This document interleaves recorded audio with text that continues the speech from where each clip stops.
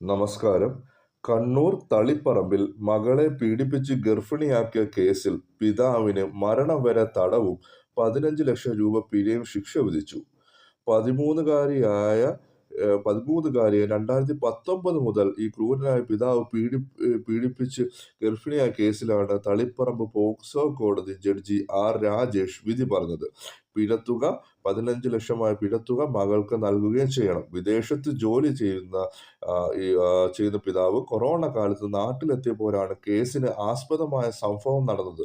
കുട്ടിയെ ഇയാൾ നിരന്തരം പീഡിപ്പിക്കുകയായിരുന്നു. പെട്ടെന്ന് ഒരു ദിവസം പെൺകുട്ടി തലകറങ്ങി വീണതിന് പിന്നാലെ ആശുപത്രിയിൽ പ്രവേശിച്ചപ്പോഴാണ് ഗർഭിണിയാണെന്ന് മനസ്സിലായത്.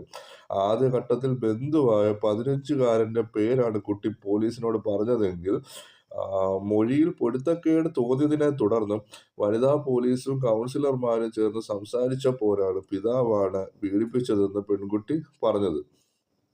തുടർന്ന് നാട്ടിലെത്തിച്ച് ഇയാളെ അറസ്റ്റ് ചെയ്ത് ജയിലിൽ അടച്ചിരുന്നു. കഴിഞ്ഞ ജൂലൈയിലാണ് വിധി പറയേണ്ടിയിരുന്നത്. എന്നാൽ ജാമ്യത്തിൽ ഇറങ്ങിയ ഇയാൾ മുങ്ങിയതിനെ തുടർന്ന് വിധി പറയാൻ വൈകുകയായിരുന്നു.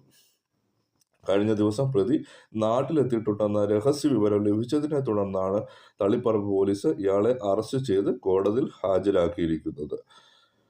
നന്ദി, നമസ്കാരം.